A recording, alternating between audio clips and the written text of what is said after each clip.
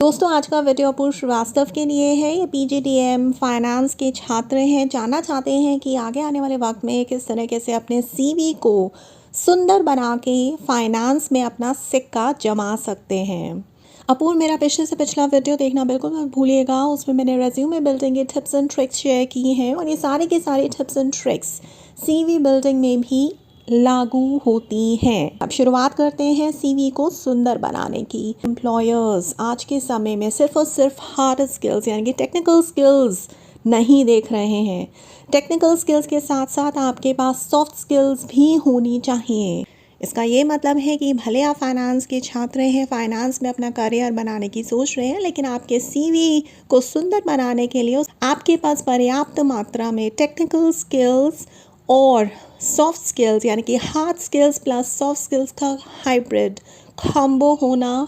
ज़रूरी है। अपूर्व, अगर आप एक ऐसे कैंडिडेट हैं जो हाइब्रिड कैंडिडेट है जिसके पास हार्ड स्किल्स भी हैं सॉफ्ट स्किल्स भी हैं, तो आप किस तरीके से इन्हें प्रदर्शित कर सकते हैं। सबसे पहले तो याद रखिए कि आप रेज्यूमे में जो भी हमने हेडिंग्स चूज़ की थी पिछले से पिछले वीडियो में, वही सारे के सारे हेडर्स यानी कि हेडिंग्स आप सीवी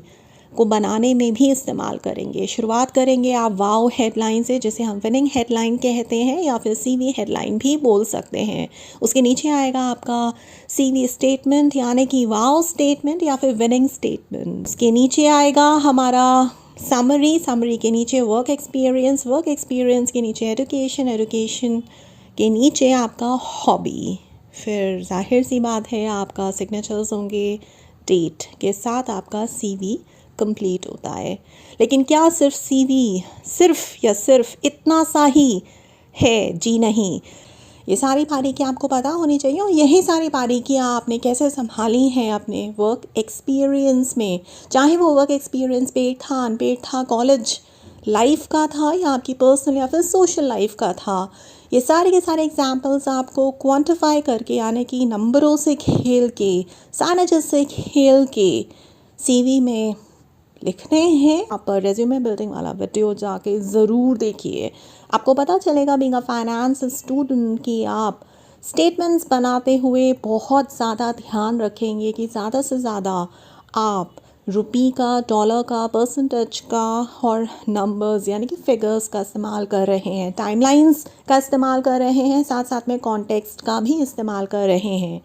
फॉर एग्ज़ाम्पल एक स्टेटमेंट समझ लेते हैं जो आप एज अ विनिंग हेडलाइन या फिर सीवी हेडलाइन या फिर विनिंग स्टेटमेंट या फिर समरी या फिर वर्क एक्स या फिर एजुकेशन या फिर हॉबी, इन सारे हेडर्स में, इन सारी सेक्शंस में इस्तेमाल कर सकते हैं अलग अलग तरीके से। ऑफ कोर्स आपको कस्टमाइज़ करना पड़ेगा। तो सीवी हेडलाइन आप इस तरीके से क्वांटिफाई कर सकते हैं कि I am an award winning international finance analyst who has won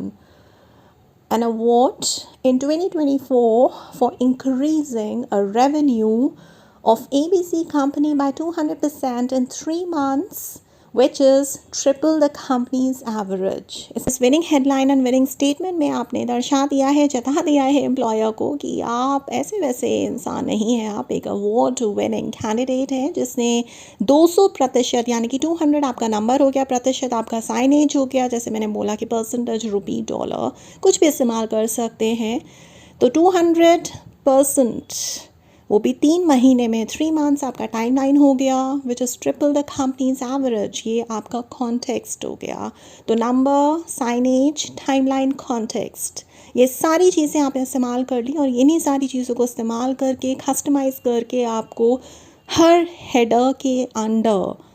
ऐसे स्टेटमेंट्स बनाने हैं, बुलेट पॉइंट्स बनाने हैं, कीवर्ड्स की टैगिंग करते हुए से एक ऐसा सीवी तैयार होगा जो आपको ऑलरेडी लीड दिला देगा बाकी कैंडिडेट से इंटरव्यू होने से पहले ही। Good luck, all the best Apurva. तो इस तरीके के क्वांटिफाइड स्टेटमेंट्स आपको हर जगह इस्तेमाल करने हैं भर भर के, और उसमें कीवर्ड्स कैसे होने चाहिए, जो भी आपके जॉब डिस्क्रिप्शन में लिखे हुए हैं वो सारे के सारे कीवर्ड्स आपको उठा के अपने सीवी में डाल देने हैं। और जॉब डिस्क्रिप्शन के कीवर्ड्स आपको सेंटेंसेस में डालने हैं, बुलेट पॉइंट्स में डालने हैं, और जब आप सेंटेंसेस में डालेंगे तो उन्हीं के साथ आप नंबर्स ऐड करके, सैनेजेस ऐड करके, टाइमलाइन ऐड करके और कॉन्टेक्स्ट ऐड करके बहुत प्यारे प्यारे सेंटेंसेस एक माला में पिरोते चले जाएंगे और पूरी की पूरी माला कब तैयार होगी, जब आपका पूरा सीवी तैयार हो जाएगा। मान लेते हैं आप एक कॉलेज स्टूडेंट हैं, इंटर्नशिप अगर आपने उठाई है तो आपने उसका भी एक्सपीरियंस डाल दिया है वर्क एक्सपीरियंस सेक्शन में या वर्क एक्सपीरियंस हेडलाइन के अंडर। अगर आपने कोई इंटर्नशिप नहीं उठाई है तो डरिए मत, अपनी पर्सनल लाइफ और सोशल लाइफ से उठा के आपके पास भरपूर ढेरों एग्जाम्पल्स होंगे, उनको डालना शुरू कर दीजिए। कीवर्ड्स को बिल्कुल मत भूलिएगा, उन्हीं कीवर्ड्स में कन्वर्ट करके उन्हें कस्टमाइज़ करके नंबर्स, साइनेजेस, टाइमलाइन और कॉन्टेक्स्ट का इस्तेमाल करते हुए क्वांटिफाई करते जाइए अपने सीवी को। क्वांटिफाई। अगर आपने कोई वॉलंटियरशिप की है, उस वॉलंटियरशिप का एग्जाम्पल लिख दीजिए, चाहे वो अनपेड हो पेड हो, डजंट मैटर। अगर आपने किसी बिजनेस ऑर्गेनाइजेशन के साथ काम किया है, फाइनेंस डिपार्टमेंट में, फाइनेंस डिवीजन में, उसका एक्सपीरियंस डालिए, क्वांटिफाई करिए उस एक्सपीरियंस को। ज़रूरी नहीं है कि आपने किसी बिज़नेस ऑर्गेनाइजेशन या एनजीओ के साथ फाइनेंस डिवीज़न या फाइनेंस के डिपार्टमेंट में ही काम किया हो तो ही वो अच्छा एक्सपीरियंस माना जाएगा। ज़रूरी नहीं है। आपको ध्यान देना है कि हो सकता है आपने अभी तक फाइनेंस डिवीज़न या डिपार्टमेंट में काम नहीं किया है, लेकिन मार्केटिंग डिवीज़न या डिपार्टमेंट में काम किया है, एचआर में काम किया है, आईटी में काम किया है। सबसे बड़ी बात यह है कि आपको समझना है कि मार्केटिंग, एचआर, आईटी में काम करने के बावजूद आप किस तरीके से अपना फाइनेंस का सीवी अपग्रेड कर सकते हैं। उस एक्सपीरियंस को किस तरीके से कस्टमाइज़ करके आप फाइनेंस का एक्सपीरियंस बना सकते हैं। देखिए, कस्टमाइज़ करने के लिए क्या ध्यान देना है। मार्केटिंग में काम किया है, वहाँ पे फाइनेंस के मैट्रिसेस संभाले हैं, जैसे मान लीजिए कॉस्ट कटिंग की है किसी प्रोजेक्ट में, प्रॉफिट्स बढ़ाए हैं, रेवेन्यूज़ में बहुत अच्छा किया है, या फिर किसी डिपार्टमेंट का मार्केट शेयर बढ़ा दिया है, मार्केट ग्रोथ हो गई है उस डिपार्टमेंट की। तो ये सब लिखिए और बताइए कि ग्रोथ कितने समय में आपने करी और कितने परसेंटेज से ग्रो किया वो डिपार्टमेंट या वो डिवीज़न या फिर वो प्रोसेस, और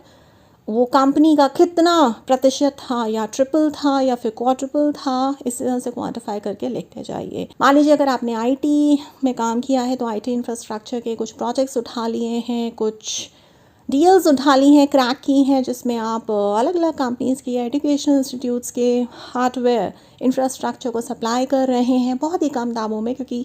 आपकी नेगोशिएशन स्किल्स बहुत अच्छी हैं। आपने एक डील उठाई है अपने नेगोशिएशन स्किल्स के ज़रिए, जो of course it's a part of communication skills, जो बहुत ज़रूरी है। और रिक्रूटर्स ढूंढ रहे हैं ऐसे कुछ लोगों को जो फाइनेंस में काम करते हुए टेक्निकल स्किल्स के अलावा कम्युनिकेशन यानी कि बातचीत में तो माहिर हैं। डेटा इस्तेमाल करिए। फिर से बताइए, मैंने इतने पैसों की, इतने रुपयों की, करोड़ों की, लाखों की डील उठाई है इस क्लाइंट के लिए, और इतना बड़ा प्रोजेक्ट मुझे मिला है जिसमें मैंने, या फिर अगर आपने वो प्रोजेक्ट कंप्लीट कर लिया है तो बताइए, लिखिए कि मैंने इतना फ़ायदा कराया उस प्रोजेक्ट को, प्रोजेक्ट की टाइमलाइन इतनी थी, मैंने रिस्क को मिटिगेट करते हुए, कॉस्ट कट करते हुए प्रोक्योरमेंट सही तरीके से किया, मेरी प्राइसिंग स्ट्रैटेजी ये रही, इसमें इन नंबर्स को मैंने संभाला, सेविंग्स करी, और फिर उसको एक और सेगमेंट ओपन करने में मैंने लगा दिया, वहाँ से फिर प्रॉफिट्स हुए तो हमने एक और सेगमेंट ओपन किया। सारी चीज़ों के बारे में आपको डेटा को इस्तेमाल करते हुए, यानी कि फिर से वही गेम है, नंबर को इस्तेमाल करिए, साइनेज को इस्तेमाल करिए, कॉन्टेक्स्ट और टाइमलाइन को इस्तेमाल करते हुए सेंटेंसेस बनाते जाइए हर एक सेक्शन में, चाहे वो समरी हो, वर्क एक्स हो, एजुकेशन हो, हॉबी हो। बस यही एक टिप है और यही एक मात्र टिप है।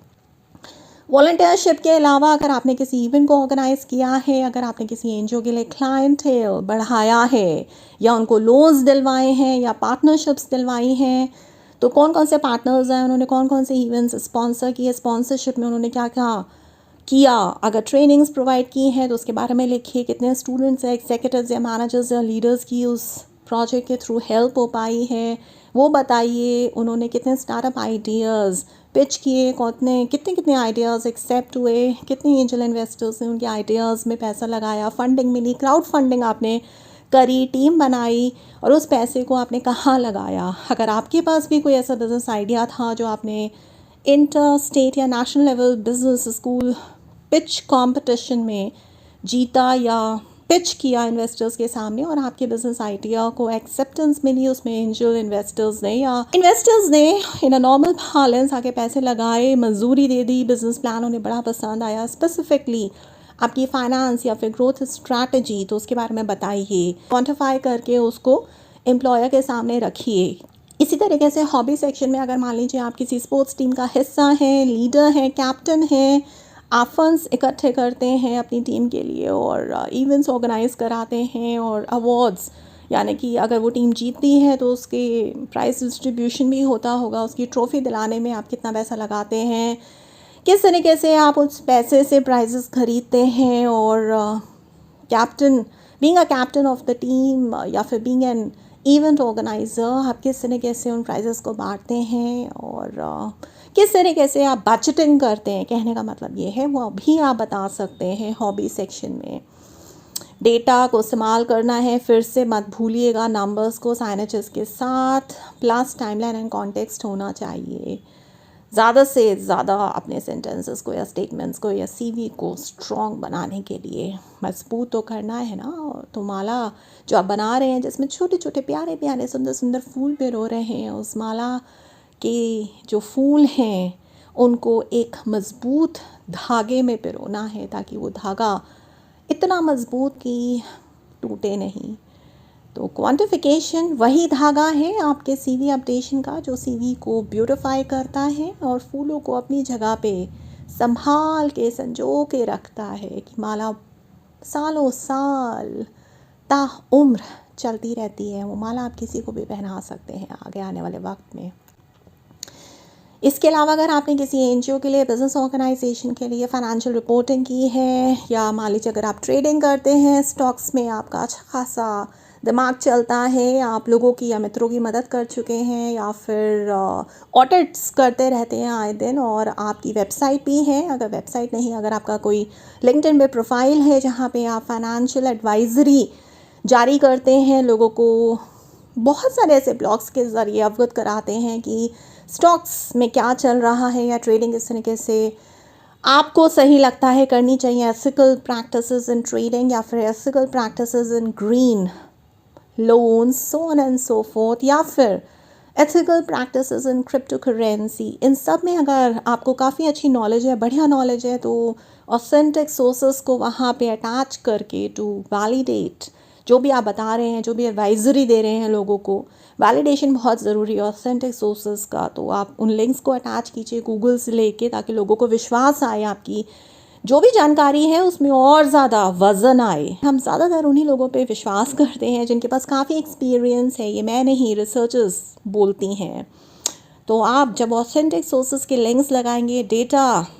से उठा के कहीं से भी, जहाँ से भी आप ले रहे हैं और वो इन्फॉर्मेशन आगे पास ऑन कर रहे हैं, उसका लिंक जब अटैच करते हैं तो लोगों को आपकी बातों पे ज़्यादा यकीन होता है। इसलिए कहते हैं जब भी हम बात कर रहे हैं तो हमें डेटा को ज़्यादा से ज़्यादा इस्तेमाल करना चाहिए, ताकि हमारी बात का वज़न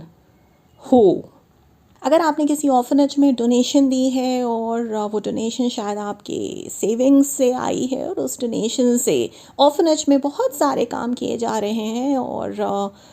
नंबर ऑफ पार्टनर्स इंक्रीज़ करे जा रहे हैं, तो उसके बारे में भी बताइए क्वांटिफाइड तरीके से। अलावा अगर आप स्लम्स के लिए कुछ डोनेशन देते हैं या उनके लिए फाइनेंशियल लिटरेसी बढ़ा रहे हैं, कोई फ्रीलांस गिग कर रहे हैं, तो उसके बारे में भी लिखिए कि आपने इतने स्टूडेंट्स या एग्जीक्यूटिव्स या फिर पोटेंशियल मैनेजर्स को मदद पहुंचाई है अपनी फाइनेंशियल नॉलेज के थ्रू, फाइनेंशियल लिटरेसी के थ्रू। स्पेसिफिकली क्या टॉपिक आपने पढ़ाया है या समझाया है, ट्रेनिंग्स डिलीवर की है, मेंटरशिप दी है, वो बताइए। इसके अलावा भी अगर आप क्लॉथ ड्राइव या फिर फ्री फूड ड्राइव एक्सेट्रा बहुत सारी ऐसी वॉलंटियर ड्राइव्स में, चाहे वो साइकिलिंग ड्राइव्स हों या फिर मैराथन्स हो, उसमें पार्टिसिपेट करते हैं, अपना पैसा लगाते हैं, या फिर फाइनेंशियल लिटरेसी प्रोवाइड कर रहे हैं, चाहे वो कॉलेज स्टूडेंट्स हो, एग्जीक्यूटिव्स हो, पोटेंशियल मैनेजर्स हो, या कर चुके हैं, या आपके हाथ में कोई प्रपोजल है जिसकी ईमेल्स आपके पास आ चुकी हैं, उसको भी आप शेयर कर सकते हैं कि मुझे इतनी बड़ी डील मिली है, उसके डील के ये हाइलाइटेड पॉइंट्स हैं, और उन हाइलाइटेड पॉइंट्स में भी नंबर्स को अटैच कीजिए कि इतने पैसों की डील है, इतना परसेंटेज मुझे इतने महीनों में इंक्रीज़ करना है, और इस कॉन्टेक्स्ट में, जिससे पता चलेगा कि आप के ऊपर एक एम्प्लॉयर बेट ज़रूर लगा सकता है। Thank you and good luck. मेरे चैनल स्किल पे को ज़्यादा से ज़्यादा लाइक शेयर सब्सक्राइब करिए, कमेंट करना बिल्कुल मत भूलिए। अगर आपके पास भी कोई टिप्स हैं ट्रिक्स हैं तो प्लीज़ प्लीज़ प्लीज़ शेयर कीजिए, ताकि आपके एक्सपीरियंसेस से अपूर्व को फ़ायदा हो। कोई भी ऐसा अनोखा आइडिया या कोई भी एक ऐसा आइडिया जो आपको लगता है कि अपूर्व को मदद कर सकता है, तो प्लीज़ उसे शेयर कीजिए, प्लीज़ प्लीज़ प्लीज़, ताकि आपसे हम सीखें और हमसे आप सीखें। इस मुहिम को ज़्यादा से ज़्यादा लोगों तक पहुंचाना है, ज़्यादा से ज़्यादा लोगों तक जो निःशुल्क सेवा चाहते हैं। अगर आपके कोई टॉपिक्स हैं, कहीं आप चैलेंज फेस कर रहे हैं, मेरे साथ पर्सनलाइज सेशंस बुक करना चाहते हैं, तो मुझे लिखिए, अपॉइंटमेंट्स लीजिए at 9311659252। और अगर आप मुझे सेमिनार्स, कॉन्फ्रेंसेस, ट्रेनिंग्स और national level business pitch competition, national level case competitions के लिए इनवाइट करना चाहते हैं एज अ जज और स्पीकर, तो आप मुझे व्हाट्सएप कर सकते हैं मेरे नंबर पे 9311659252, या मुझे मेल भी लिख सकते हैं at verma.roli@gmail.com। Thank you so much, bye bye.